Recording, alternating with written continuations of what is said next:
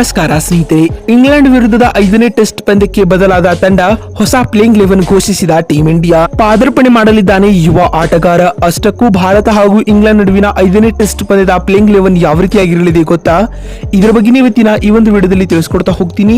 ಹೀಗಾಗಿ ದಯವಿಟ್ಟು ಈ ವಿಡಿಯೋವನ್ನ ಕೊನೆವರೆಗೂ ನೋಡಿ ಸ್ನೇಹಿತರೆ. ಆದ್ರೆ ಅದಕ್ಕಿಂತ ಮೊದಲು ನಿಮ್ಮ ಪ್ರಕಾರ ಬಂಧುಗಳೇ, ವಿರಾಟ್ ಕೊಹ್ಲಿ ಹಾಗೂ ರೋಹಿತ್ ಶರ್ಮಾ ಇವರಿಬ್ಬರಲ್ಲಿ ಟೆಸ್ಟ್ ಕ್ರಿಕೆಟ್ ನ ಬೆಸ್ಟ್ ಬ್ಯಾಟ್ಸ್ಮನ್ ಯಾರು ಎನ್ನುವುದನ್ನ ಕಾಮೆಂಟ್ ಮಾಡುವ ಮೂಲಕ ತಪ್ಪದೆ ತಿಳಿಸಿ. ಯಾಕಂದ್ರೆ ನಿಮ್ಮ ಒಂದೊಂದು ಕಾಮೆಂಟ್, ಒಂದೊಂದು ಲೈಕ್ ಕೂಡ ಬಹಳ ಬಹಳ ಮುಖ್ಯ. ಹೌದು ಸ್ನೇಹಿತರೆ, ಸದ್ಯ ನಿಮಗೆಲ್ಲ ಗೊತ್ತಿರುವಂತೆ ಟೀಂ ಇಂಡಿಯಾವು ಇಂಗ್ಲೆಂಡ್ ವಿರುದ್ಧದ 5 ಪಂದ್ಯಗಳ ಟೆಸ್ಟ್ ಸರಣಿಯನ್ನ ಆಡುತ್ತಿದೆ ಸ್ನೇಹಿತರೆ. ಈಗಾಗಲೇ ಸರಣಿಯು ಅಂತಿಮ ಹಂತವನ್ನ ತಲುಪಿದ್ದು 5ನೇ ಟೆಸ್ಟ್ ಪಂದ್ಯಕ್ಕಾಗಿ ಉಭಯ ತಂಡಗಳು ಸಜ್ಜಾಗುತ್ತಿವೆ. ಹೌದು, ಭಾರತ ಹಾಗೂ ಇಂಗ್ಲೆಂಡ್ ನಡುವಿನ 5ನೇ ಟೆಸ್ಟ್ ಪಂದ್ಯವು ಇದೇ ಮಾರ್ಚ್ 7ರಿಂದ ಮಾರ್ಚ್ 11ರವರೆಗೂ ನಡೆಯಲಿದೆ.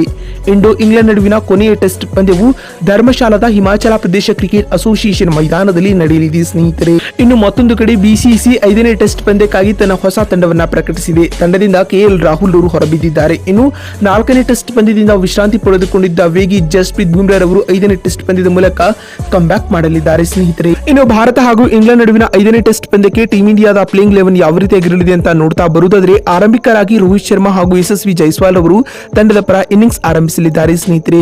ಒಂದು ಕಡೆ ಯಶಸ್ವಿ ಜೈಸ್ವಾಲ್ ಅವರು ಬಸ್ ಬಾಲ್ ಶೈಲಿಯಲ್ಲಿ ಬ್ಯಾಟ್ ಬೀಸುತ್ತಿದ್ದರೆ, ಮತ್ತೊಂದು ಕಡೆ ರೋಹಿತ್ ರವರು ಸಾಲಿಡ್ ಓಪನಿಂಗ್ ಅನ್ನ ನೀಡುತ್ತಿದ್ದಾರೆ. ಇನ್ನು 3ನೇ ಕ್ರಮಾಂಕದಲ್ಲಿ ಪ್ರಿನ್ಸ್ ಕ್ಯಾತ್ಯ ಶುಭ್ಮನ್ ಗಿಲ್ ಕಾಣಿಸಿಕೊಳ್ಳಲಿದ್ದಾರೆ ಸ್ನೇಹಿತರೆ. ಇನ್ನು 4ನೇ ಕ್ರಮಾಂಕದಲ್ಲಿ ರಜತ್ ಪಟಿದಾರ್ ಅವರು ಸತತ ವೈಫಲ್ಯವನ್ನು ಅನುಭವಿಸುತ್ತಿರುವ ಕಾರಣ ಅವರ ಸ್ಥಾನದಲ್ಲಿ ದೇವದತ್ ಪಡಿಕ್ಕಲ್ ಕಾಣಿಸಿಕೊಳ್ಳಲಿದ್ದಾರೆ. ಇದರೊಂದಿಗೆ ಪಡಿಕ್ಕಲ್ 5ನೇ ಟೆಸ್ಟ್ ಪಂದ್ಯದ ಮೂಲಕ ಟೀಂ ಇಂಡಿಯಾಗೆ ಪಾದಾರ್ಪಣೆ ಮಾಡಲಿದ್ದಾರೆ. ಇನ್ನು 5ನೇ ಕ್ರಮಾಂಕದಲ್ಲಿ ಯುವ ಆಟಗಾರನಾದ ಸರ್ಫರಾಜ್ ಖಾನ್ ಅವರು ಕಾಣಿಸಿಕೊಳ್ಳಲಿದ್ದಾರೆ. ಅಂದಹಾಗೆ 6ನೇ ಸ್ಥಾನದಲ್ಲಿ ರವೀಂದ್ರ ಜಡೇಜಾ ಆಲ್ರೌಂಡರ್ ಆಗಿ ಗುರುತಿಸಿಕೊಳ್ಳಲಿದ್ದಾರೆ. ಇನ್ನು 7ನೇ ಕ್ರಮಾಂಕದಲ್ಲಿ as a wicket keeper cum batsman ಆಗಿ ಯುವ ಆಟಗಾರನಾದ ಧ್ರುವ ಜುರೇಲ್ ಗುರುತಿಸಿಕೊಳ್ಳಲಿದ್ದಾರೆ. ಇನ್ನು 8ನೇ ಕ್ರಮಾಂಕದಲ್ಲಿ ಕೇರಂ ಸ್ಪೆಷಲಿಸ್ಟ್ ಬೌಲರ್ ಹಾಗೂ ಸ್ಟಾರ್ ಆಲ್ರೌಂಡರ್ ಆಗಿರುವ ರವಿಚಂದ್ರನ್ ಅಶ್ವಿನ್ ಗುರುತಿಸಿಕೊಳ್ಳಲಿದ್ದಾರೆ. ಇನ್ನು 9ನೇ ಕ್ರಮಾಂಕದಲ್ಲಿ 5ನೇ ಟೆಸ್ಟ್ ಪಂದ್ಯಕ್ಕೆ ಆಯ್ಕೆಯಾದ ಜಸ್ಪ್ರೀತ್ ಬುಮ್ರಾ ಗುರುತಿಸಿಕೊಳ್ಳಲಿದ್ದಾರೆ. ಅಂದಹಾಗೆ 10ನೇ ಕ್ರಮಾಂಕದಲ್ಲಿ ಮೊಹಮ್ಮದ್ ಸಿರಾಜ್ ಕಾಣಿಸಿಕೊಳ್ಳಲಿದ್ದಾರೆ. ಇನ್ನು 11ನೇ ಹಾಗೂ ಅಂತಿಮ ಕ್ರಮಾಂಕದಲ್ಲಿ ಇನ್ನೋರ್ವ ವೇಗದ ಬೌಲರ್ ಆಗಿರುವ ಆಕಾಶ್ ದೀಪ್ ಗುರುತಿಸಿಕೊಳ್ಳಲಿದ್ದಾರೆ.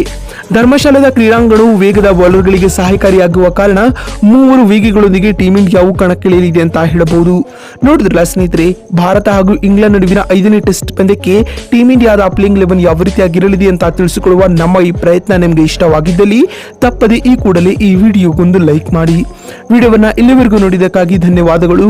ಮತ್ತೊಂದು ವಿಡಿಯೋದಲ್ಲಿ ಸಿಗ್ತೀನಿ. ಅಲ್ಲಿವರೆಗೂ ನಮಸ್ಕಾರ, ಧನ್ಯವಾದಗಳು ಸ್ನೇಹಿತರೆ.